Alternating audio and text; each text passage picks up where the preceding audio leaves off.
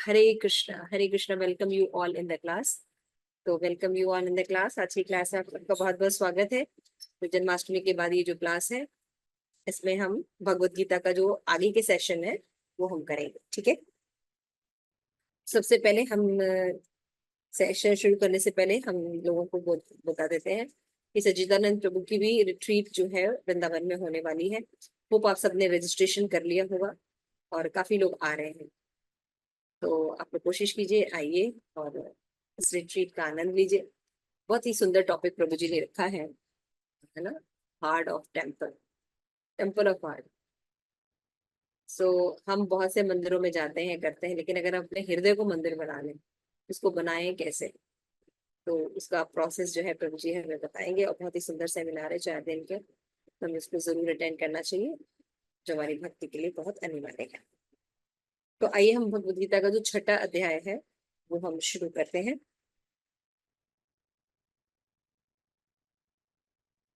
Rajeshwari, share the screen.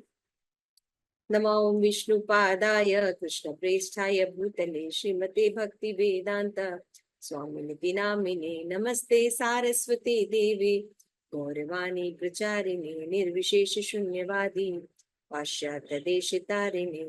जय श्री कृष्ण चैतन्य प्रभु नित्यानंद श्री अद्वैत गदाधर श्रीवासादि गौर भक्तवृंद।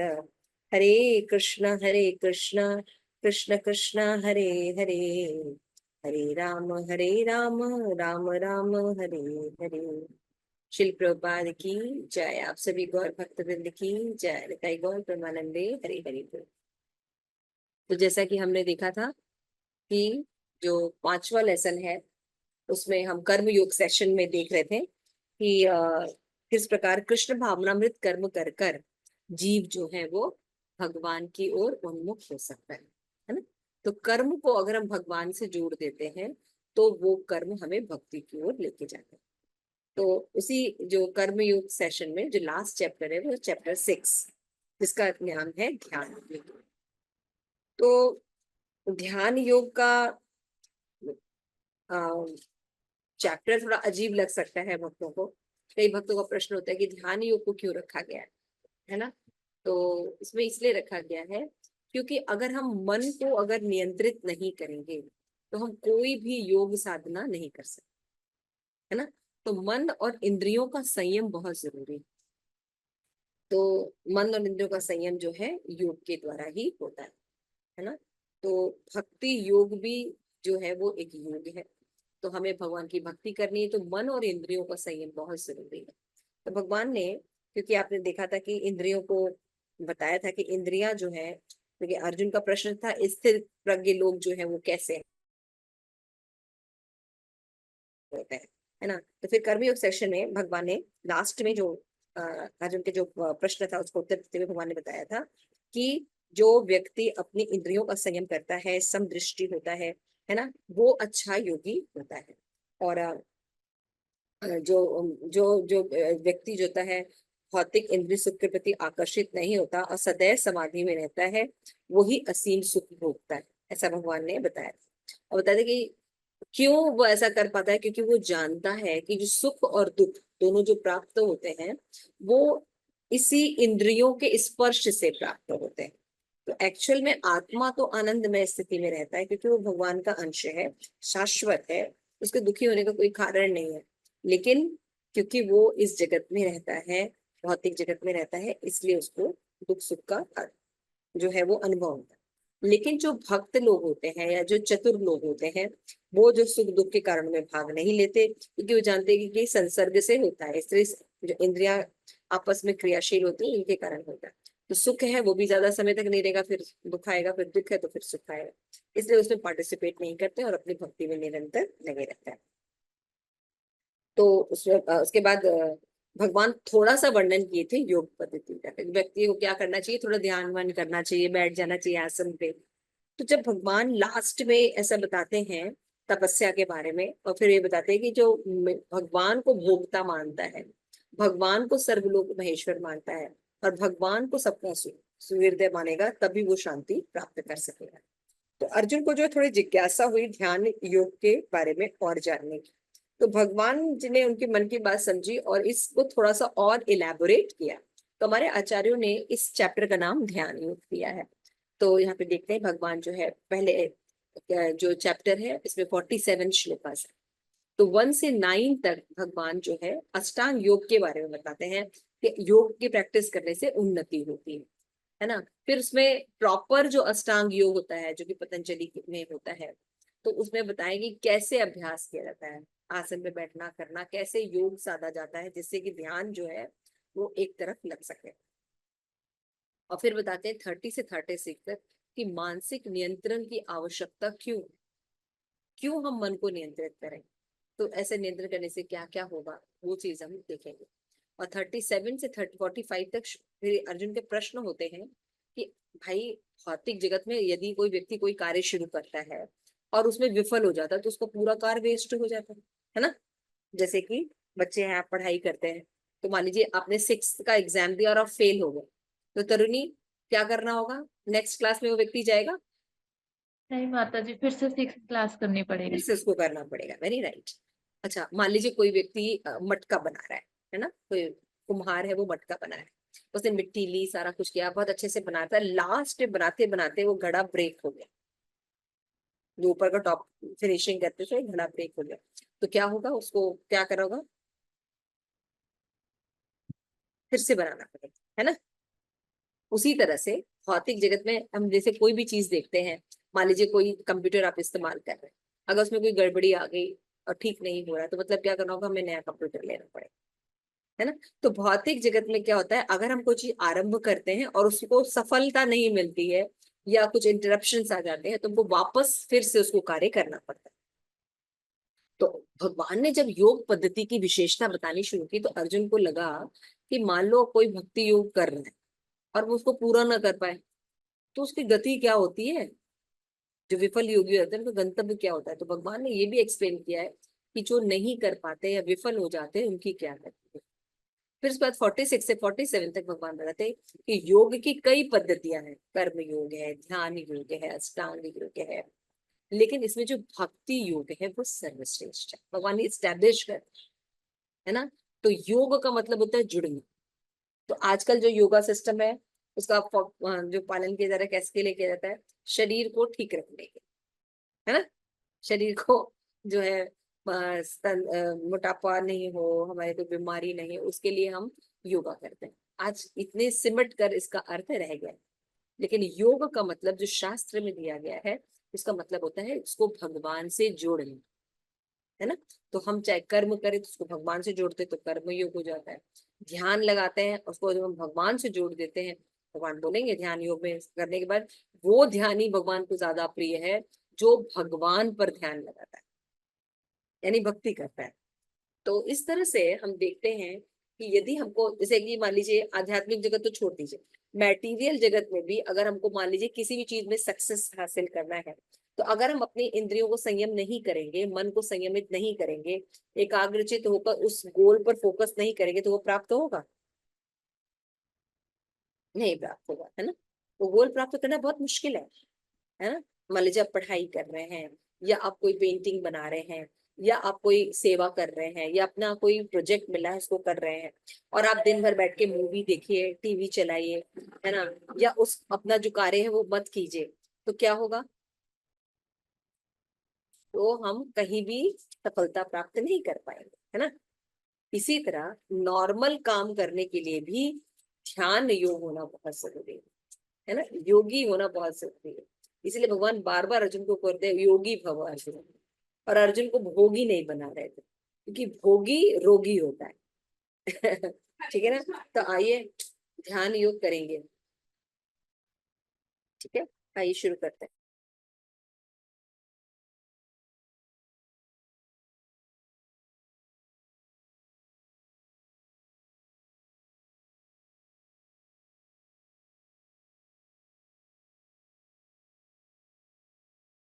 तो आइए फर्स्ट श्लोक हम पढ़ते हैं। श्री भगवान उवाच अन्नाश्रित करम फलम कार्य कर्म करोति यः सन्यासी च योगी च निर्गृह च क्रिया। तो 1 से 9 तक भगवान क्या बताएंगे, अष्टांग योग के बारे में बताएंगे। तो पहले दूसरे श्लोक में भगवान बताते हैं कि योग और संन्यास में क्या सिमिलैरिटी है।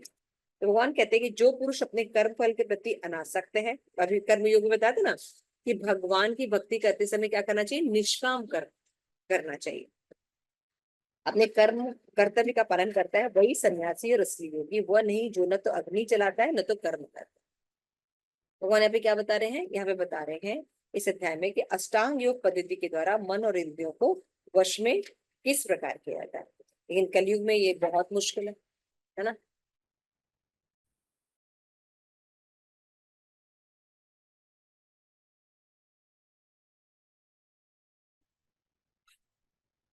तो किंतु इस कलयुग में समान जनता के लिए ये कर पाना बहुत मुश्किल है। तो भगवान जो है बल देते हैं कि कृष्ण भावनामृत में भी अगर कोई व्यक्ति को कर्म करना है तो उसमें योग यानी अपने मन को नियंत्रित करना, इंद्रियों को नियंत्रित करना बहुत जरूरी है ना। जैसे मान ली कोई अपने परिवार का पालन पोषण करता है और बिना किसी स्वार्थ के वो अगर अपना मन को नियंत्रित नहीं करता तो वो व्यापक रूप से अपने घर परिवार को ठीक से चला नहीं सकता। तो पूर्णता की कसौटी क्या होती है कि कृष्ण भावनामृत में कर्म किया जाता है। तो कर्म के फलों को भोग करने के उद्देश्य से नहीं, कृष्ण भावनामृत में कर्म करना प्रत्येक व्यक्ति का कर्तव्य है। और सभी लोग परमेश्वर के अंश हैं। शरीर के अंग पूरे शरीर के लिए कार्य करते हैं। शरीर के अंग अपनी तुष्टि के लिए कार्य नहीं करते, अपितु पूरे शरीर की तुष्टि के लिए कार्य करते हैं।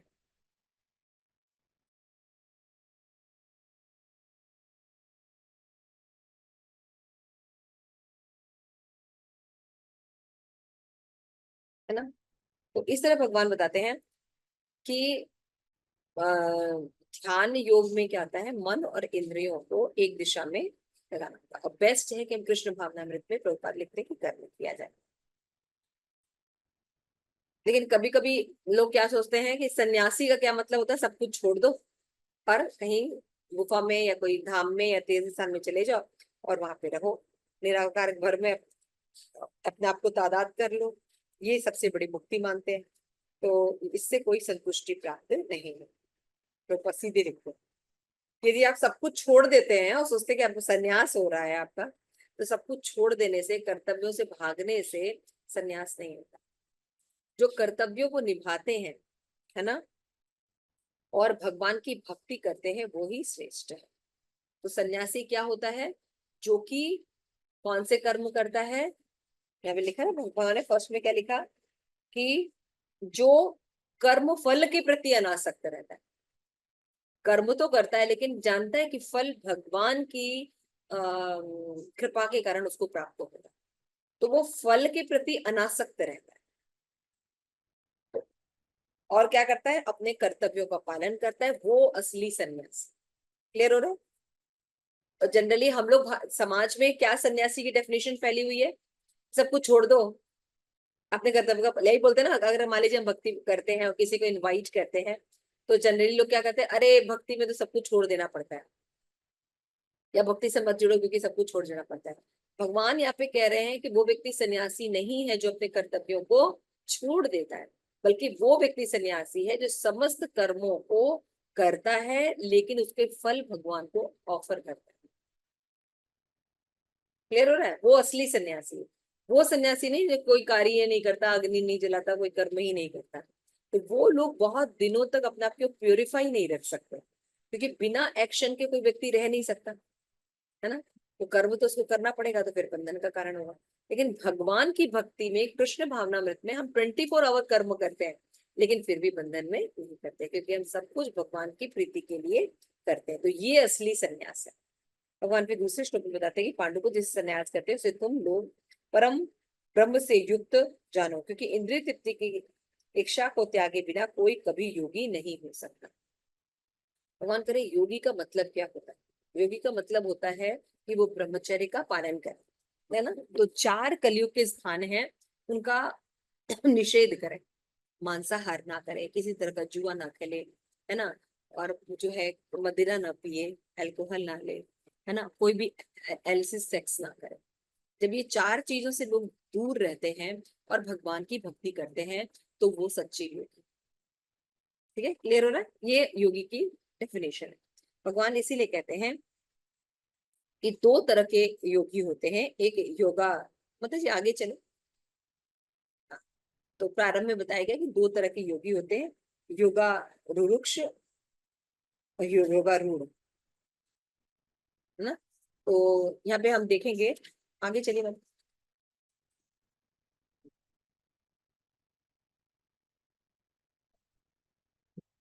फर्स्ट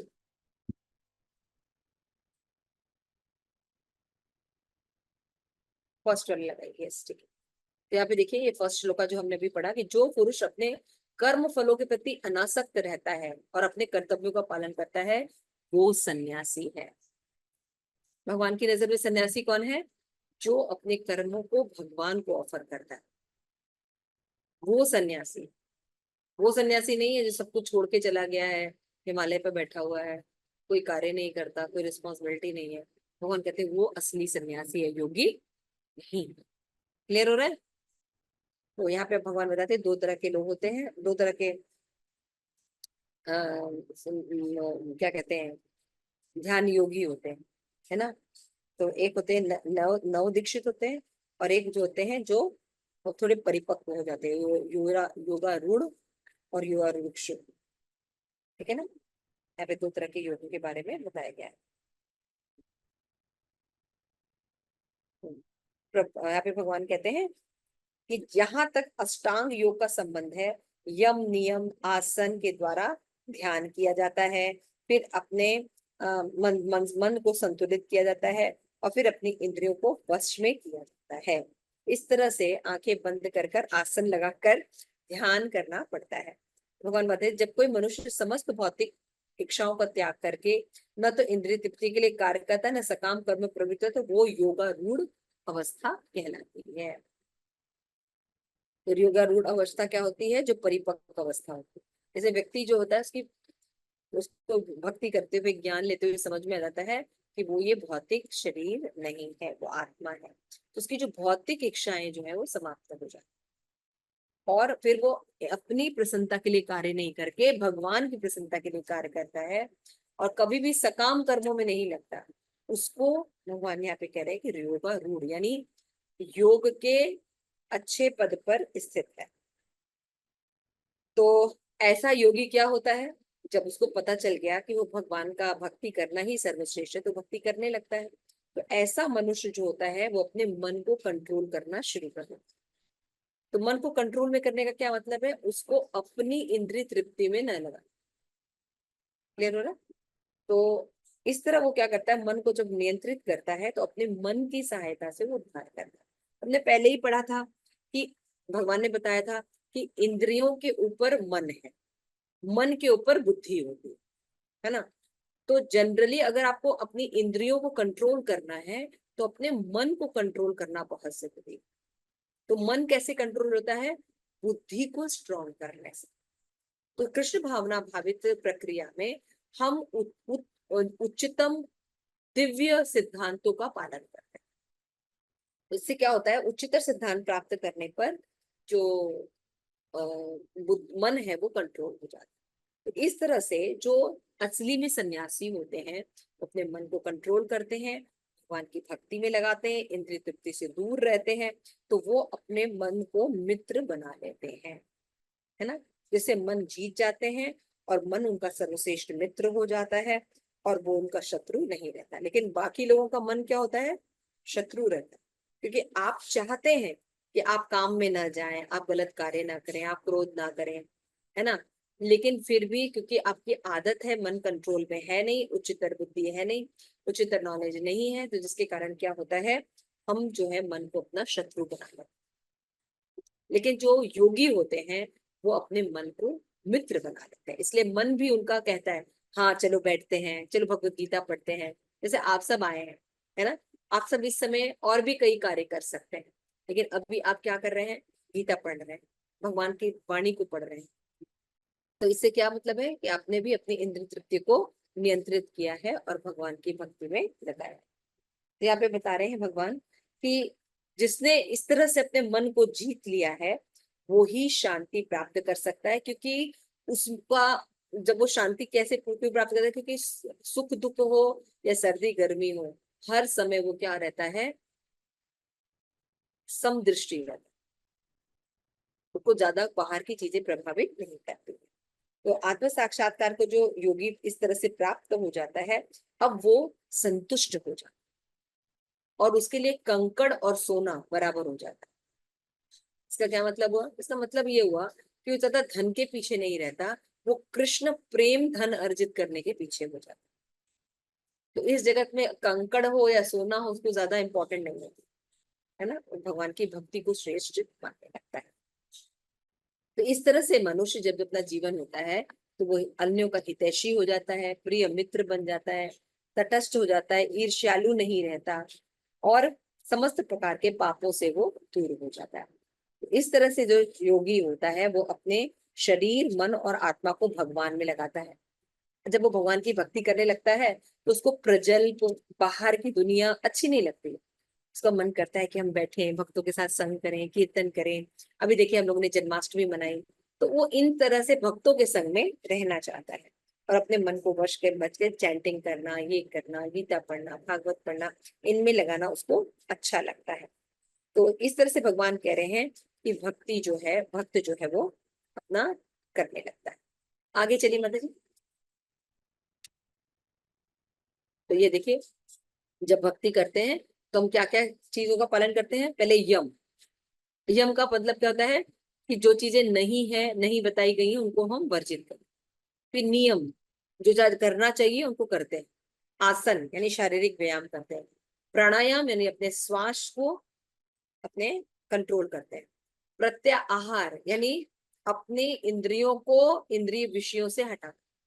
धारणा, अब क्या करता है व्यक्ति, भगवान के रूप में ध्यान से देखता है। भगवान मंदिर में जाता है, इस्कॉन मंदिर में आप जाइए तो आप क्या करते हैं, भगवान के विग्रह को ध्यान से देखते हैं ना। अब पहले देखते थे नहीं, दर्शन किया चले आए।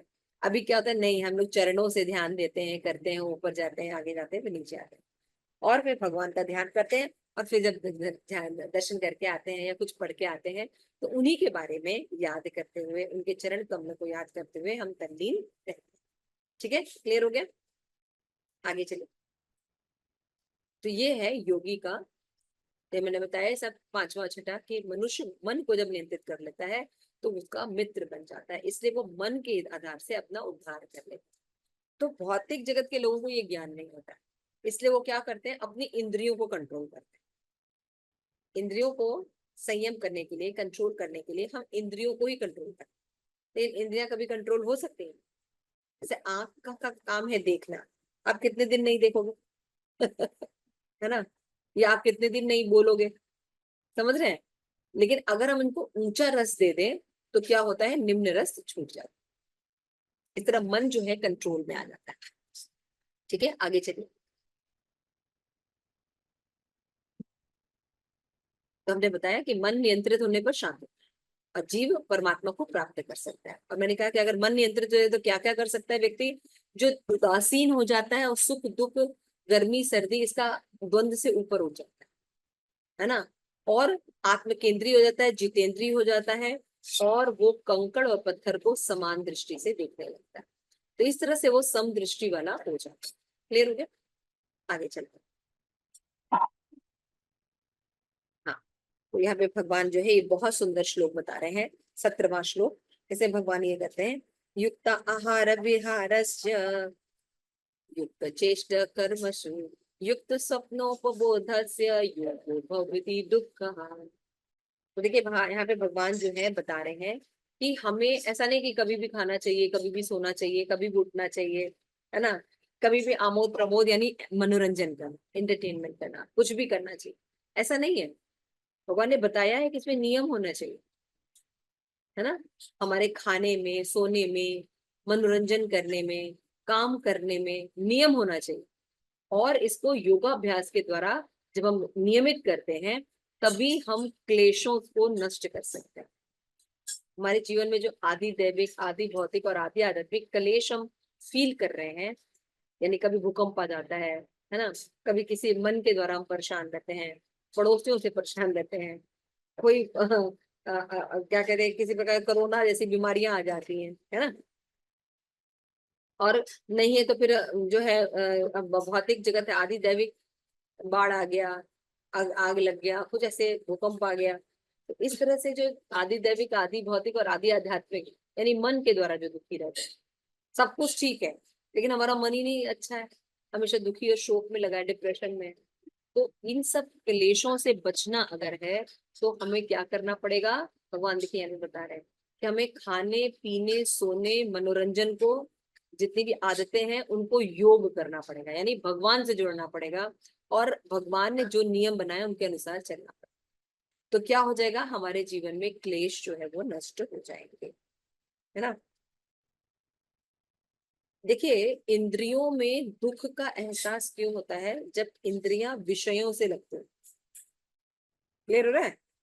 जब हम अपने सेंसेस को सेंस ग्रेटिफिकेशन में लगाते हैं तो हमें दुख प्राप्त होता है, शोक प्राप्त होता है। जैसे अभी जैसे आप मोबाइल देखने लगे या कोई चीज देखने लगे, तो उसमें एक ही न्यूज या एक ही तरह की चीजें ही दिन भर दिखाते लगे, है ना। और उससे क्या होता है, डिप्रेशन होता है, ये हो गया समाज में, ये हो गया दुनिया में, ये हो गया, यही बता रहे हैं। कहीं कोई अच्छी चीज या कोई प्रेरणादायक चीजें बताते नहीं, कोई नहीं हो रहा। इससे जीव को सुबह उठते ही प्राप्त क्या हो रहा है, नेगेटिव, कोई पॉजिटिविटी नहीं प्राप्त हो रही है। जबकि अगर आप भागवतम पढ़िए या गीता पढ़िए या कोई भक्ति के कार्य कीजिए तो आपको पॉजिटिव पॉजिटिव रिजल्ट्स जो है वो प्राप्त हो रहे हैं, पॉजिटिव रिजल्ट्स प्राप्त हो रहे हैं, राइट। लेकिन भगवत गीता के साथ ऐसा, बाकी चीजों को करने में ऐसा प्राप्त नहीं होता। ठीक है, तो यहाँ पे हम देख रहे हैं कि एक एग्जाम्पल दिया गया, क्या दिया गया, आगे चलिए। 19 नंबर श्लोका है कि जिस तरह से, ठीक है पीछे ही रहिए। तो यहाँ पे एग्जाम्पल दिया कि जिस प्रकार अगर मान लीजिए हम एक एक दिया जलाते हैं, लालटेन देखा आपने, वो कांच के उसमें रहता है। तो अगर उस दिए को अगर हम एक कांच के जार से ढक दें तो क्या होता है, वो दिया जो है हवा अगर आएगी या कुछ होगा तो ब्लो इधर उधर होगा, नहीं होगा ना, क्योंकि वो एक जार के द्वारा प्रोटेक्टेड। उसी तरह से जब हम अपने मन और इंद्रियों को भगवान की सेवा में लगाते हैं तो क्या होता है, वो ज्यादा अच्छे से जो है वो जलता है और हिलता डुलता बिल्कुल नहीं। तो मन के द्वारा जीव जो है वो अपनी चीजों को नियंत्रित कर सकता है। तो इस तरह से जीव जो है जब ध्यान योग की तरफ आता है तो वो अपने आप को जो है क्लेशों से मुक्त कर सकता है, शांति प्राप्त कर सकता है। हम भी अपने जीवन में आज शांति प्राप्त करना चाहते हैं, ज्यादातर लोग ना, सब लोग चाहते हैं कि हमारे जीवन में शांति आए, प्रसन्नता आए। तो यहाँ भगवान ये वाला श्लोक बता रहे हैं, इफ वी वांट दैट हमें किसी आदि दैविक आदि भौतिक आदि आध्यात्मिक दुखों का सामना ना करना पड़े, उसके लिए ये बताया है कि वो हमें युक्त आहार, हमें खाना पीना सोना मनोरंजन करना भी योग करना पड़ेगा, भगवान से जोड़ना पड़ेगा। तो क्या हो जाएगा, एक नियम को फॉलो करने से क्या हो जाएगा, हमारे सारे क्लेश जो है वो चले जाएंगे। इस तरह से हम कैसे कर सकते हैं, तो भगवान ने इसको बहुत इंपॉर्टेंट बताया। ऐसा नहीं कि हमने कह दिया या पढ़ लिया तो आज हम ठीक है हम करेंगे, नहीं। जो योगी होते हैं वो पढ़ते हैं, संग करते हैं, सुनते हैं, समझते हैं, फिर वो क्या करते हैं, श्रद्धा उनकी जब डेवलप हो जाती है, उनको विश्वास हो जाता है कि yes this is the right process. जैसे अभी आपने सन्यास की डेफिनेशन सुनी कि सन्यास का मतलब सब कुछ छोड़ के जाना नहीं है, सन्यास का मतलब है अपनी इंद्रियों को भगवान की सेवा में रखना, है ना। तो ये जब हमें बात समझ में आ जाती है कि जो सन्यास है वो सब कुछ छोड़ के जाने का नाम नहीं है, जैसा कि जनरली मिथ समाज में फैला हुआ कि भक्ति करने का मतलब सब कुछ छोड़ देना, नहीं। भगवान कह रहे हैं कि जो सन्यासी होता है या भक्त होता है एक्चुअल में वो कर्तव्यों का पालन करता है और अपनी इंद्रियों और मन को भगवान की सेवा में लगाता है। आप समझने की कोशिश कीजिए, भगवान क्या बता रहे हैं और हम क्या सोचते हैं, डेफिनेशन, इसीलिए दुख हाँ है। तो यहाँ पे भगवान बिल्कुल क्लियर कह रहे हैं। तो फिर क्या करना चाहिए, जब उसको ये पता चल गया कि हमको खाना पीना उठना बैठना मनोरंजन करना योग करना है, अब वो संकल्प करता है। ऐसा नहीं कि बस उसने कह दिया, भक्त प्रतिदिन संकल्प करता है, मैं रोज 16 माला जप करूंगा, मैं 4 नियम का पालन करूंगा, है ना। फिर भगवान की रोज भगवत या गीता पढ़ूंगा, मंदिर जाऊंगा, मंगला आरती करूंगा, एकादशी रखूंगा, है ना, इस्कॉन के नियमों का पालन करूंगा। भगवान कह रहे हैं वो संकल्प पूर्वक कार्य करता है, दृढ़ संकल्प होकर, श्रद्धा रहित होकर उनका अभ्यास करता है। और धीरे धीरे क्या होता है, वो शास्त्र पढ़ के नॉलेज ले लेता है। अब उसका मन जो है वो बुद्धि, कृष्ण भावना बुद्धि के द्वारा कंट्रोल रहता है। तो मन को कंट्रोल करने के कारण अब इंद्रियां भी उसकी कंट्रोल हो जाती है। क्लियर हो रहा है? हमको अगर दुखों से मुक्त होना है, आज हम सब बहुत परेशान रहते हैं ना, ओबेसिटी से परेशान है, डिप्रेशन से परेशान है ना, कितने तरह की चीजों से हम लोग परेशान हैं। तो हम कैसे निकलेंगे? हम बहुत तरह से दवाइयां करते हैं, हम कोई साइकोमेट्रिक टेस्ट करते हैं या मेडिसिन लेते हैं, हजारों रुपए लाखों रुपए हम खर्च करके भी हमें रिजल्ट नहीं मिलता, हमें रिजल्ट नहीं मिलता। उसका रीजन, ये रीजन, उसका रीजन है ये। क्यों नहीं मिल रहा है? क्योंकि हम नहीं चाहते, या हम नहीं जानते कि what is the right process. आप कुछ भी कर लीजिए, कोई भी थेरेपी ले लीजिए, भगवान यहाँ पे बता रहे हैं संकल्प पूर्वक कार्य करें, और ये कार्य भक्ति में बहुत इजीली हो जाएंगे। हमने बताया ना क्यों? क्योंकि व्यक्ति जो भक्त होता है उसकी पूरी श्रद्धा होती है, भगवान कह रहे हैं। और उसकी श्रद्धा कैसी होती है? उत्साह निश्चय धैर्य तत्कर्म प्रवर्तनात् संग त्यागात् सतो वृत्ति शक्ति भक्ति प्रसीदति। तो उपदेशामृत में जो बताया गया है तीसरा श्लोक में, कि भक्ति को उत्पन्न करने के लिए कुछ चीजें होती हैं और वो उनको दृढ़ता पूर्वक करता है। आप देखते हैं कि हमारे जीवन में हम कोई, मान लीजिए हमने पढ़ा, अभी कोई पॉजिटिव चीजें सीखी, बड़ा उत्साह रहता है, we can do very nicely, है ना, 1 महीना 2 महीना 2 साल 3 साल बड़े अच्छे से करते हैं। उसके बाद डाउनफॉल होने लगता है। लेकिन देखिए कुछ लोगों का उत्साह बढ़ता जाता है और बहुत कुछ लोगों का उत्साह डाउनफॉल हो जाता है। तो व्हाट इज द रीजन? एक का उत्साह स्टेप बाय स्टेप बढ़ रहा है और एक का डाउनफॉल हो रहा है, उसको कुछ तो रीजन होगा। उसका रीजन है कि वो प्रोसेस फॉलो नहीं कर रहा, वो अपने मन से थोड़ी देर के लिए कर रहा है, तो जरूर ड्रॉबैक नीचे आएगा। लेकिन जो व्यक्ति आप देखिए कि जो लगातार फर्स्ट आते हैं या लगातार क्लास में टॉप करते हैं, या जो उनका एम डिसाइडेड है मुझे ये बनना है ना, तो वो उस लक्ष्य के प्रति, गोल के प्रति बहुत ज्यादा क्लियर रहता है। अब वो ऐसे कोचेस, ऐसे ऐसे प्रशिक्षण के अंडर में रहते हैं जो ऑलरेडी इसमें सक्सेसफुल रेट में होते हैं, है ना, सक्सेसफुल रेट में होते हैं। वो उन लोगों का संग करते हैं जो उस फील्ड में महारथी है ना, उनको वो अपना आइडियल बनाते हैं, लक्ष्य बनाते हैं, उनकी बातों को वो सुनते हैं और वो क्या करते हैं, उत्साह रहता है जो कि निश्चय और धैर्य पर आधारित है। ही राइट डाउन हिज गोल, उसका मन में गोल नहीं होता है, वो पेपर पर गोल को लिखता है। तो साइकोलॉजी में भी ऐसा है कि टेस्ट हुए हैं, उसमें बोला गया है कि जिन लोगों ने अपने गोल को डायरी में रिटर्न किया, लिखा है डायरी में, है ना, जिन लोगों ने अपनी डायरी में गोल को लिखा है, वो लोगों का सक्सेस रेट 100% है। लेकिन डायरी में लिखने वाले लोग 0.1% होते हैं। समझ में आ रहा है? तो जो लोग डिटरमाइन करते हैं अपने गोल को, लिखते हैं, करते हैं, तो वो लोग क्या करते हैं, वो अपने गोल को जब लिखते हैं तो वो गोल लिखते हैं और साथ में क्या करते हैं, फिर बार बार देखते हैं ये गोल है, मैंने इस तारीख में ये चीज बनाई है, इसके लिए ये प्रोसेस है। मंथली चेकअप होता है, डेली चेकअप होता है ना, वीकली चेकअप होता है। लोग रहते हैं, अगर हमें इस चीज में फेलियर है, how can I improve this things. तो जो व्यक्ति इस तरह से जैसे मान लीजिए हम लोग कहते हैं हमें रोज जो है वो 16 माला ध्यान पूर्वक करते हैं, ठीक है, हाँ हाँ हम ध्यान पूर्वक करेंगे, क्या है, हमें बैठना है और करना है। तो ध्यान जो ध्यानी की तरह हम क्या लगता है, ऐसे आसन लगाते हैं, सीधे बैठ जाते हैं और माला करते हैं, है ना। 8 माला होते होते हमारी जो असलियत है वो बाहर आ जाती है। क्यों? क्योंकि हमने बाकी प्रोसेस पर काम नहीं किया, हमने एक्सपर्ट्स की हेल्प नहीं ली। तो जो एक्सपर्ट्स होते हैं अगर हम उनकी हेल्प लेते हैं तो वो बताते हैं कि 16 माला करना इतना आसान नहीं। तो हमें, एक तो हमें पहले से योग का आदत नहीं है, तो हमें क्या करना चाहिए, इकट्ठे 16 माला नहीं करनी चाहिए, हमें 1 राउंड करना चाहिए, उसकी डेली प्रैक्टिस करें। और अगर किसी नॉर्मल व्यक्ति को अगर आप 16 माला करने के लिए, तो वो फर्स्ट डे ही 16 माला करेगा। अंतर होगा ना, दोनों दोनों प्रोसेस में अंतर होगा, आप लोगों ने भी देखा हो।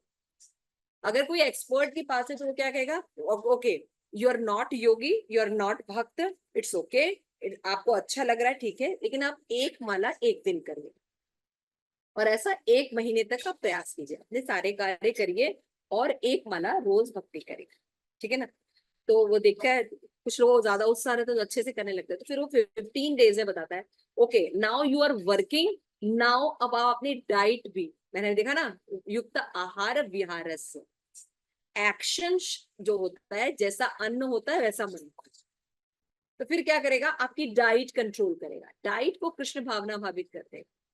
अब जब आप जो भी कुछ खाएंगे, नेचुरली जब आप दिव्य सात्विक भगवान का प्रसाद खाएंगे, तो आपकी सोचने समझने की शक्ति, दिशा बदलने लगेगी, क्योंकि वो सात्विक रहेगा। पहले तो सात्विक से दिव्य सात्विक की तरफ जाए, है ना।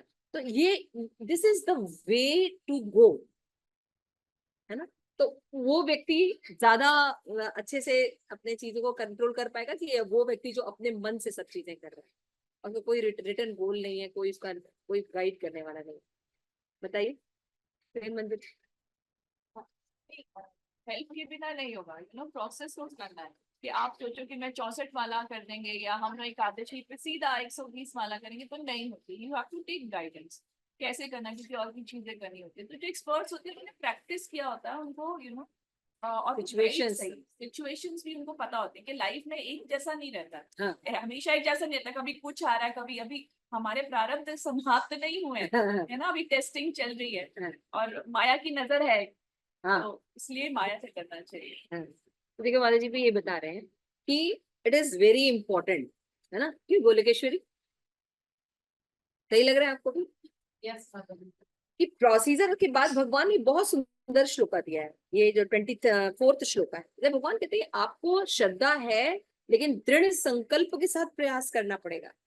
भगवान ये कभी नहीं कर रहे हैं कि आपको अगर आप भक्ति कर रहे हैं तो आप मतलब ऐसे ही कर लीजिए, नहीं, देयर शुड बी प्रोसेस, है ना, क्योंकि मन करोड़ों अरबों जन्मों से इंद्रिय तृप्ति में लगा है, इतना आसानी से वो इंद्रिय तृप्ति से अलग नहीं होगा। आज हमें गर्लफ्रेंड से हमारा ये बॉयफ्रेंड से हमारा ब्रेकअप हो गया है, तो हम थोड़ा भक्ति की तरफ आ गए हैं। लेकिन अभी मान लीजिए सिचुएशन ठीक होगी तो हम भक्ति छोड़ देंगे। We don't have any taste, है ना। किसी को बोलते हैं भक्ति रसायन सिंधु में भोग त्याग प्रवृत्ति, है ना, भोग त्याग प्रवृत्ति होता है। और माधुर्य कादम्बरी में कौन सा है आनंद, बता सकते हैं? उत्साह में, उत्साह में है ना, फॉल्स हमारे अंदर उत्साह होता है, थोड़े दिन तक तो बहुत चलता है, उसके बाद down. This is the reason. तो ये मैं एक एग्जाम्पल के साथ आपको बता रही हूँ कि जो भक्ति में होते हैं उनके अंदर उत्साह होता है, उनके पास फिर दृढ़ निश्चय होता है, फिर उसके साथ वो प्रयास करते हैं, तब ये उत्साह कंटिन्यू होता है, अदरवाइज ये उत्साह कंटिन्यू नहीं होता। और किसी भी कार्य को, भक्ति क्या कोई भी कार्य करने के लिए इंथियाजम होना बहुत जरूरी है। विदाउट इंथियाजम आप आगे कर ही नहीं सकते। क्यों आनंद प्रदा, बिना उत्साह के आप क्या कर सकते हैं? कोई काम कर सकते हैं? नहीं माता जी। कोई भी काम हो, एक पेंटिंग बनाना हो, गार्डनिंग करनी हो, फ्लावर पॉट करना है, एमए बनना है, सीए बनना है, कुछ भी बनना है, अगर उत्साह नहीं है, यू डोंट हैव उत्साह, ठाकुर जी की सेवा भी नहीं कर पाते माता जी अगर ऐसा हो। हम कंटिन्यू नहीं कर पाएंगे। तो भगवान देखिए प्रोसेस बता रहे हैं, लेकिन इस ध्यान योग चैप्टर को लोग ध्यान से पढ़ते नहीं है। ध्यान योग चैप्टर को लोग ध्यान से पढ़ते नहीं है, इसलिए भक्ति नहीं होती। वो सोचते हैं कि ध्यान ही लोगों के लिए है। नहीं, भगवान ध्यान योग प्रोसेस बता रहे हैं। उसका रीजन था कि उस समय ध्यान योग प्रोमिनेंट, समझ में? उस समय योग करना, ध्यान करना, तपस्या करना बहुत इजी समाज में वो प्रोसेस था। इसलिए भगवान कह रहे हैं कि उस ध्यान योग को योग करने पर, है ना, क्योंकि कोई भी योग, भक्ति भी योग है। अगर हम मन और इंद्रियों को सीखेंगे नहीं योग करना, तो हम कभी भी आगे नहीं बढ़ सकते, है ना। तो मन और इंद्रियों को सीखने के लिए भगवान ने सबसे पहले संन्यास की डेफिनेशन को क्लियर किया। कि संन्यास का मतलब ये नहीं कि सब कुछ छोड़ के चले जाना है and we live in aloof, no, we live in this society and अपने जो भी आश्रम है उसके हिसाब से अपने कर्तव्य का पालन, और कर्तव्य का पालन करते हुए अब अनासक्त रहना है कर्मफल से और सकाम कर्म में नहीं जाना है, भक्ति करना है, दैट इज द सन्यासी। देखिए कितनी सुंदर डेफिनेशन, मैंने जब ये पढ़ा था I like this chapter very much, और ये बिल्कुल प्रैक्टिकल बात बता रहे हैं भगवान, और ये श्लोक मुझे बहुत अच्छा लगा था। जैसे भगवान कह रहे ठीक है आपको समझ में आ गया है कि आपको खाना, आपका जो इवन आमोद प्रमोद मतलब मनोरंजन, that is very important thing, मुझे बहुत फैसिनेटिंग लगा था। हमें लगा कि अगर हम मनोरंजन में इंद्रिय तृप्ति थोड़ा सा कर लेते तो उसमें क्या दिक्कत है। भगवान कहते हैं आप मनोरंजन जब करते हैं तो अपने इमोशन एक्सचेंज करते हैं, आप रोते हैं, आप हंसते हैं, आप भयभीत होते हैं, यू एक्सचेंज योर इमोशन। तो एक्चुअल में हम सुप्त रूप से, सूक्ष्म रूप से इंद्रिय तृप्ति करते हैं। तो अगर विषय इंद्रिय तृप्ति है मनोरंजन का, तो आप भक्ति तो कर रहे हैं अनुकूल से अनुकूल से संकल्प, लेकिन प्रतिकूल न वर्जिता इधर हो रहा है, यानी भक्ति कर रहे हैं लेकिन छेद है, तो सारा जो भक्ति हो नीचे निकल जाता है। That's a very amazing thing. नहीं, आप कभी सोच सकते हैं कि आपका मनोरंजन आपको इतना डिफॉल्ट कर रहा है। वो मनोरंजन कई तरह के हो सकता है, बहुत से लोग मनोरंजन करते हैं शॉपिंग करके, ड्राइविंग करके, है ना, या कुछ भी, कोई भी जिसमें भी मनोरंजन आपका होता है आमोद प्रमोद, अगर उसका विषय कृष्ण कॉन्शियसनेस नहीं है तो वो आपको डाउनफॉल कर है, आपकी सारी भक्ति को नष्ट कर सकता है। इसलिए भगवान कह रहे हैं कि ये योग की तरह होगा, दृढ़ संकल्प के द्वारा होगा, और हाँ प्रयास करना पड़ेगा। मनोधर्म से अगर हम करेंगे तो हमें नहीं मिलने वाला। कोई साइंटिस्ट आके बताया कि नहीं भगवान नहीं होते हैं, ये वाली थेरेपी करने से सब कुछ होगा, वो खुद ही अपने जीवन में नहीं कर पाए, आपको क्या बताएगा।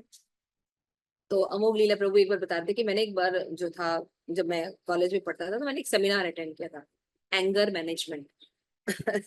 तो जब सेमिनार अटेंड किया तो आई एम वेरी इम्प्रेस्ड, क्योंकि जो वो बता रहे थे वो बहुत अच्छी इंग्लिश बोल रहे थे, बहुत अच्छा बता रहे थे, पूरा वो एटमोसफियर को उन्होंने बांध रखा था। आई एम सो इम्प्रेस्ड कि मैं जो था, मैं कि मैं इनसे जरूर मिलूंगा। तो जैसे इनका सेमिनार खत्म हुआ तो स्टेज के बाहर से वो निकल रहे थे, तो उन्होंने गए और उनसे बात की।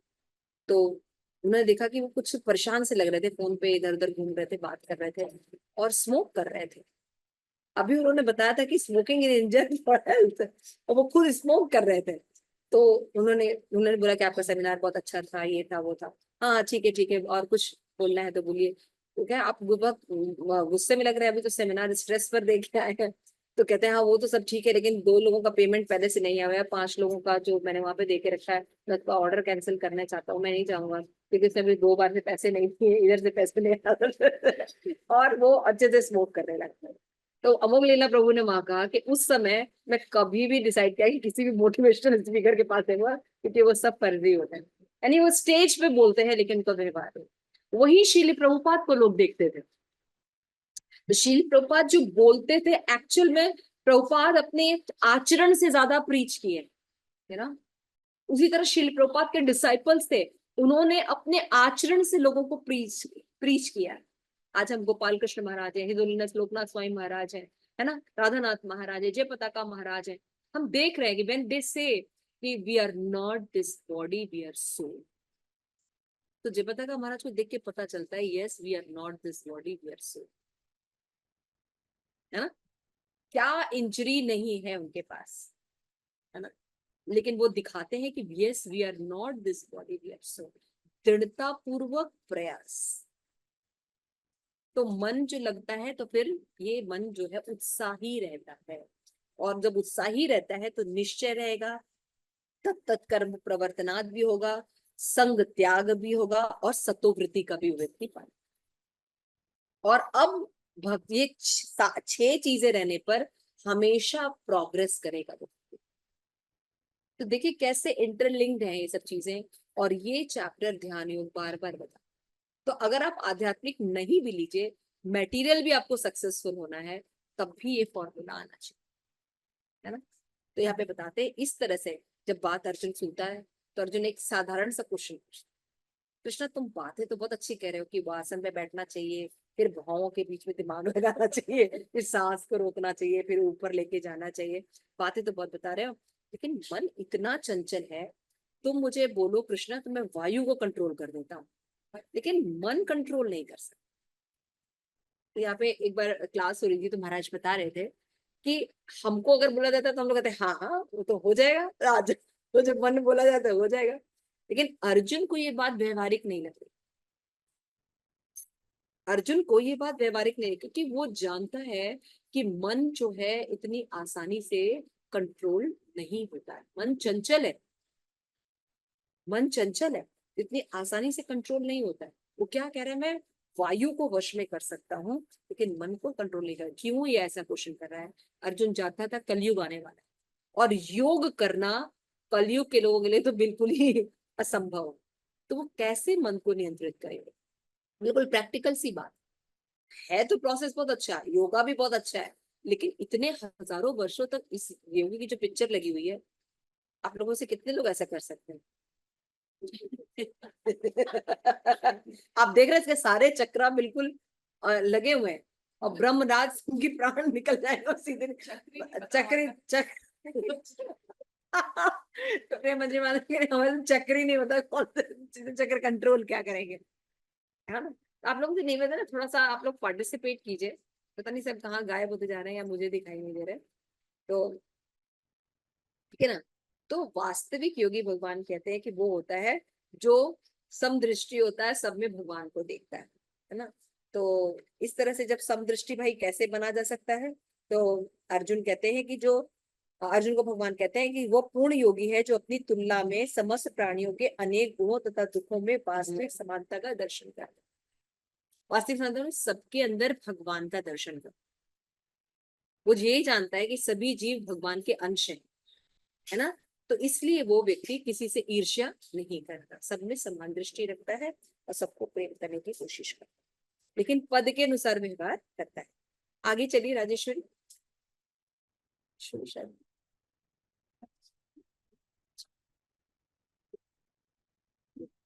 हमने ये बता दिया था, वास्तव मुझे समस्त जीवों में देखता है, स्वरूप से व्यक्ति परमेश्वर को सर्वत्र देखता है। मैंने बताया ना कि हृदय में भगवान रहते हैं, और देखिए यही भगवान रहते हैं, ऐसे भगवान देख रहे हैं, ऐसे कमल पुष्प होता है हमारे हृदय में, अंगूठे के बराबर है भगवान, है ना?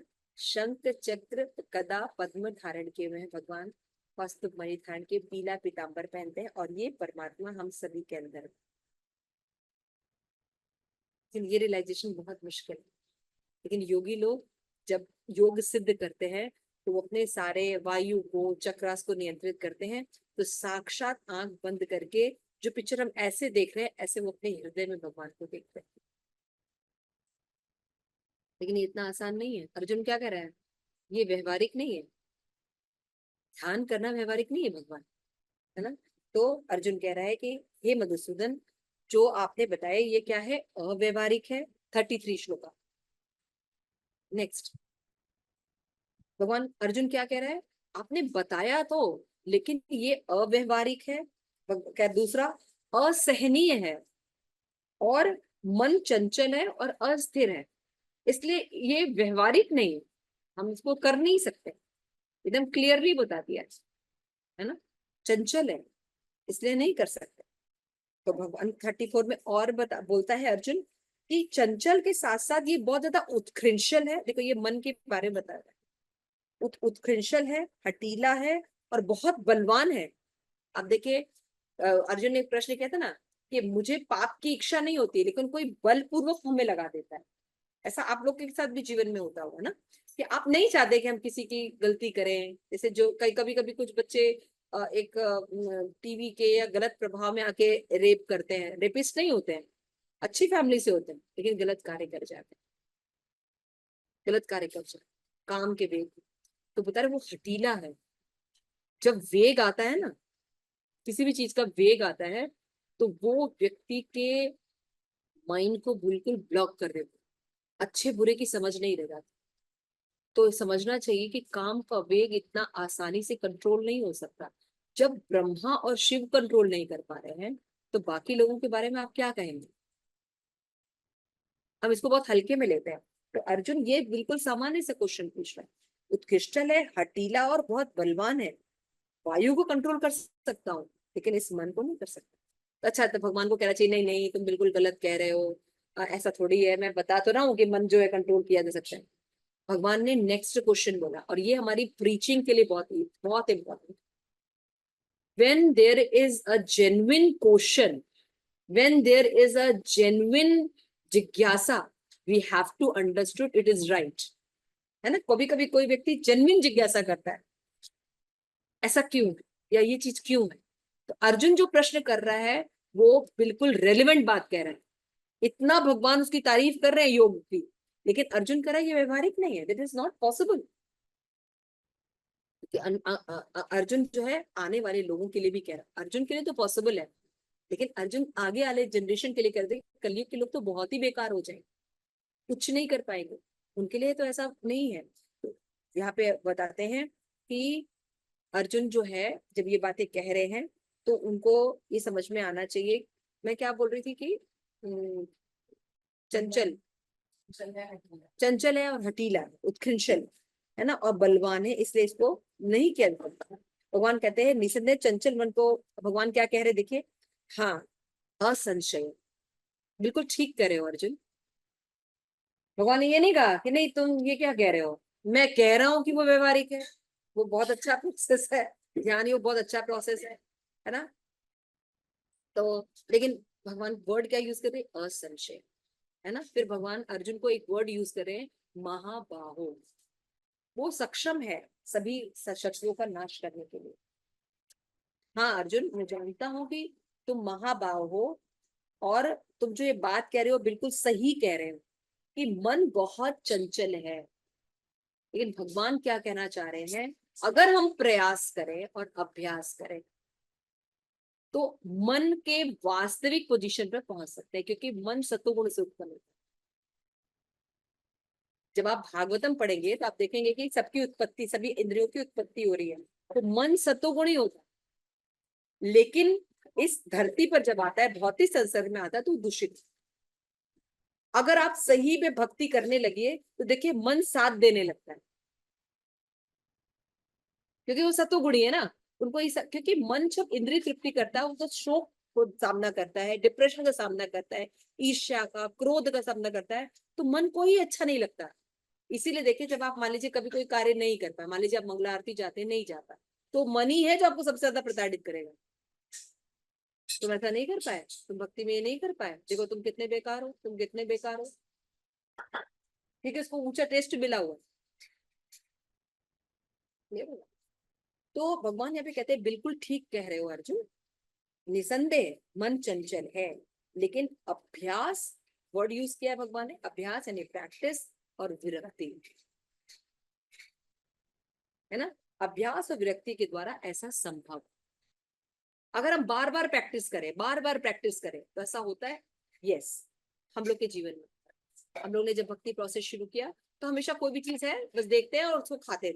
मार्केट में गए, कोई चीज पसंद आया, गोलगप्पे पसंद आए, ये पसंद आया, रसगुल्ला पसंद आया, कोई मिठाई की शॉप पसंद आई, हमने तुरंत ले लिया, तुरंत लिया, या अपने बच्चों के लिए लिया, ये पसंद है वो पसंद, तुरंत लिया, ठीक है। लेकिन जब हमने एक प्रोसेस सीखी, ये इम्पॉसिबल प्रोसेस हमने सीखी, यस हमको पहले ऑफर करना है फिर खाना, ऑफर करना है ये खाना, इसकी ईमानदारी से हमने प्रैक्टिस शुरू की। घर में कुछ भी खाना होता था, कुछ भी आता था, कुछ भी आया, पहले भगवान को ऑफर होता है फिर लेते हैं।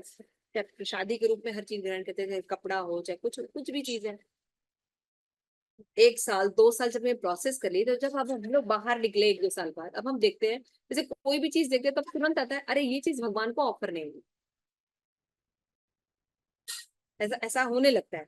क्या हुआ, अभ्यास और विरक्ति के द्वारा ये इम्पॉसिबल चीज भी पॉसिबल हो गई। तो क्यों नहीं मन को भी नियंत्रित किया जा सकता, कर सकते हैं। यानी भगवान जो ये कह रहे हैं कि भक्ति युग प्रोसेस जो है बहुत शक्तिशाली है, और अभ्यास और विरक्ति 2 चीजों से इसमें निश्चित कंट्रोल किया जा सकता है। यानी आज हम जिन चीजों को प्रॉब्लमेटिक बता रहे हैं, हम ये नहीं कर पा रहे हैं, हम ये नहीं हो पा रहा, हमें ये नहीं हो पा रहा है, हम ये नहीं कर पा रहे हैं, उसमें दिक्कत कहाँ पे है, हम सही से अभ्यास या विरक्ति नहीं कर। तो इसके लिए हमें हेल्प की जरूरत है। जो उसका पालन कर रहे हैं उनसे हेल्प ले, टेक्निक सीखे और बार बार अभ्यास करें, निश्चित रिजल्ट हमें प्राप्त होगा। क्योंकि भगवान कह रहे हैं, फिर भगवान कहते हैं कि जिसका मन उत्कंठल है उसके लिए आत्म साक्षात्कार का मार्ग कठिन है ना। मन अगर हमारा नियंत्रित नहीं है, कभी इधर लगा है, कभी उधर लगा है, कभी इधर लगा है ना, 1 मिनट हम टिकते नहीं है, 5 मिनट हम बैठ नहीं पाते हैं, तो वो व्यक्ति कभी भी आत्म साक्षात्कार नहीं कर सकता। आत्म साक्षात्कार को छोड़ दीजिए, कोई नॉर्मल प्रोसेस में भी सक्सेसफुल नहीं हो सकता। क्योंकि कोई भी काम करेंगे आप, 10 घंटे काम करना पड़ेगा, 5 घंटे काम करना पड़ेगा, साल भर आपको कोई टारगेट बनाना पड़ेगा, करना वो नहीं कर पाएगा। तो आजकल जैसे कि सर्वे निकला है कि पहले जो मेमोरी स्पैन होती थी वो होती थी 7 to 8 के बीच में, अभी मेमोरी स्पैन घटकर बच्चों की हो गई है 0.11%। उसका बहुत भारी जो रीजन है वो है मोबाइल फोन। आपको जान के आश्चर्य होगा। और वो मोबाइल फोन में क्या प्रक्रिया, जो चैनल बदलते हैं, ऐसे ऐसे स्विप आउट करते हैं ना हम लोग, मोबाइल में ऐसे ऐसे बैठ के स्विप आउट करते रहते हैं ना, ऐसे ऐसे देखते रहते हैं, इससे क्या फर्क पड़ता है? सोचते तो क्या फर्क पड़ता है? कुछ नहीं फर्क पड़ता है। नहीं, इससे फर्क पड़ता है। हम एक जगह स्थित नहीं है, और कितने देर के लिए, विद इन सेकेंड के लिए भी हम स्थित नहीं, वी चेंज थिंग्स। और ये हम रेगुलर प्रैक्टिस कर रहे हैं। भगवान ने जैसे अगर गलत चीजों के लिए बोला है, अच्छी चीजों के लिए बोला, तो गलत चीजें भी ऐसे ही आएंगी। तो अगर आप अभ्यास करेंगे तो गलत चीजें भी स्वाइप आउट होती जाएंगी। तो हमने जब एक जगह ध्यान नहीं किया है तो हमारा आंखें जो है वो कंट्रोल्ड नहीं होती, मन कंट्रोल नहीं था, इसीलिए हम थोड़ी देर क्लास में नहीं बैठ पाते, वीडियो ऑफ हो जाता है सबका वीडियो ऑफ है ना, तो इसीलिए अभ्यास नहीं। फिर अर्जुन जो है ये बात सुनता है भगवान का, भगवान कहता है कि मन संयमित है तो समुचित उपाय करके सफलता निश्चित, भगवान ने ध्रुव वर्ड यूज किया, आपको निश्चित सफलता प्राप्त होगी। तो अर्जुन कहता है, हे कृष्ण, अर्जुन कहता है कि आप अगर इस योग पद्धति का इतना वर्णन कर रहे हैं तो मुझे एक ही चीज का रहता है, भाई सभी लोग अर्जुन नहीं बन जाएंगे, सभी लोग सफल नहीं हो पाएंगे। तो भाई जो योग में लोग आधा योग कर पाते हैं या नष्ट हो जाते हैं, पूर्ण रूप से कार्य नहीं कर पाते, जैसे मैंने अभी पूछा ना कि भौतिक जगत में हम कोई काम करते तो क्या करते हैं, पूरा करते हैं तभी उसको पूरा माना जाता है। अगर आधा है या छूट गया तो फिर से शुरू करना है ना, कोई भी चीज करिए। तो हम सोचते हैं कि आध्यात्मिक जगत में भी ऐसा होगा।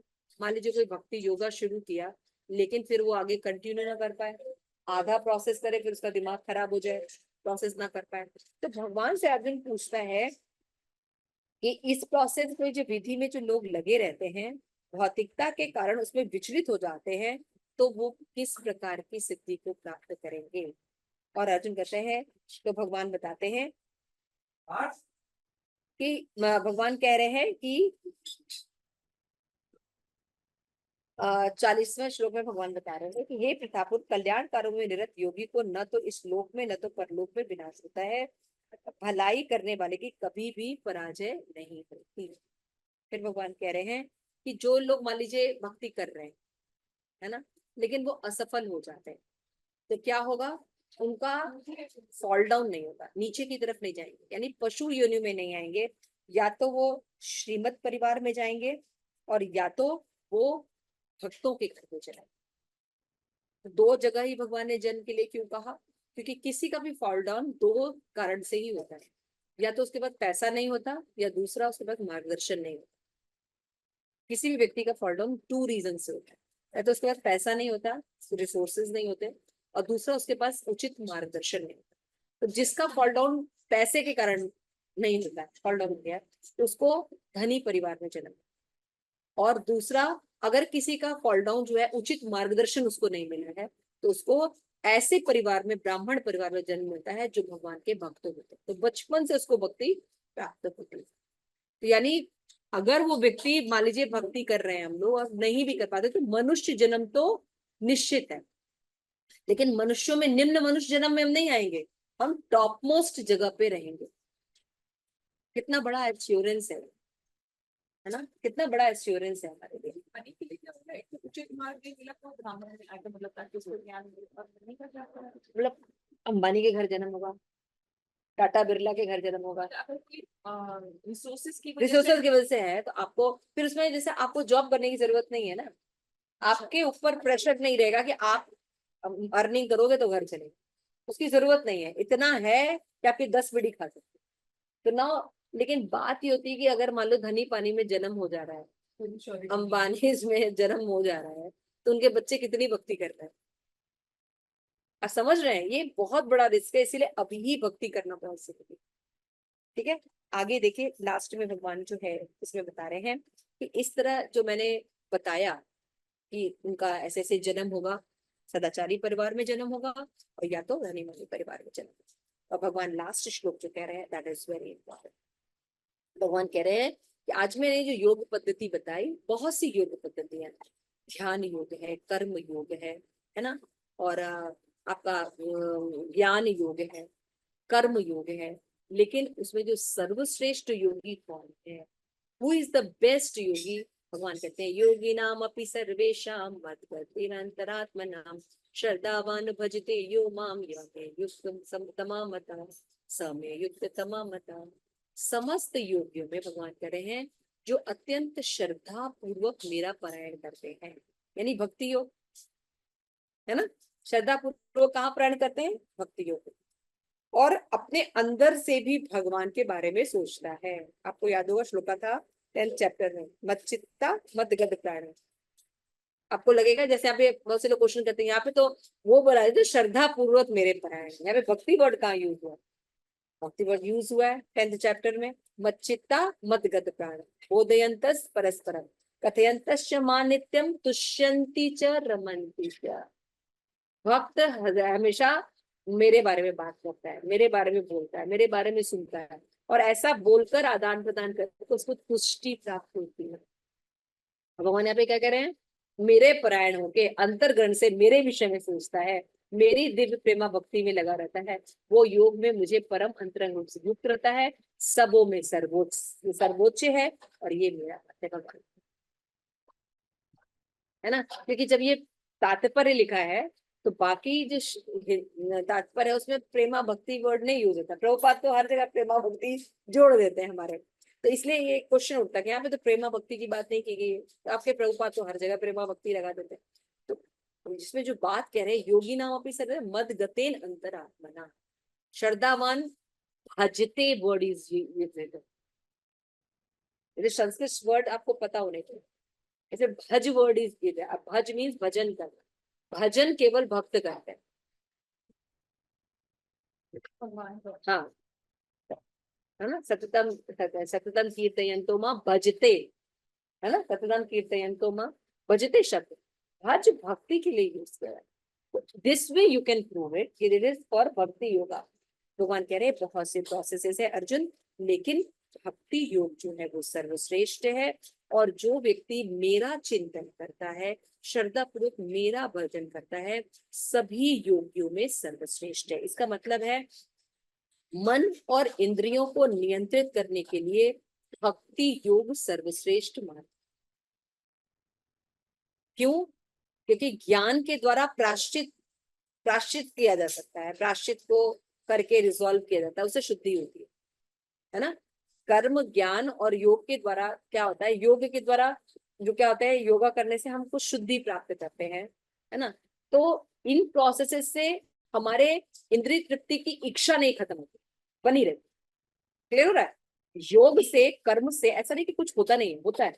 प्राश्चित करते हैं ज्ञान के द्वारा, ज्ञान मार्ग में आते हैं प्राश्चित करने का मार्ग बताया जाता है, लेकिन प्राश्चित करने से ऐसी शुद्धता नहीं प्राप्त। भागवतम में जब बताया जा रहा था, सुखदेव गोस्वामी परीक्षित महाराज को बता रहे हैं यदि कोई गलती की हो तो उसका प्राश्चित कर लो, लेकिन सुखदेव गोस्वामी के बताने पर भी अर्जुन को ठीक से समझ में नहीं आ रहा है कि प्राश्चित करते, लेकिन हम वापस तो वही काम करने लगते हैं।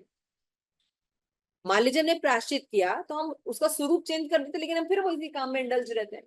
तो प्राश्चित is not a very good solution, उनको समझ में नहीं आ रहा है क्योंकि वो भक्त है ना, उनको प्राश्चित सोल्यूशन समझ में आता है।